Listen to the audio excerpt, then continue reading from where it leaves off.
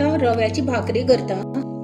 एक पेलो रवो घेतला, जितली जाय तितली आपल्याक तिखट मिरची घेवपाची, थोडी सोय, एक चमचो मीठ, एक चमचो साखर।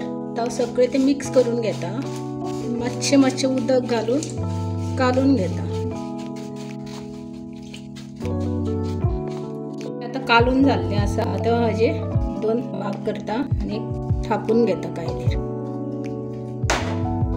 आता ही कायलीर थापून घेता। गॅस चालू करून तवो तापयल्लो आसा, एक चमचो तेल घातला, हाजे दवरून पातळ असं थापून घेवता। मातशें उदक घालून फुगोवन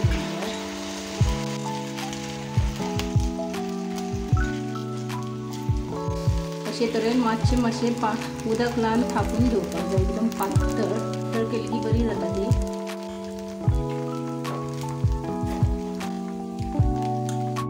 आता जालेले पळय अशें परतून घेता।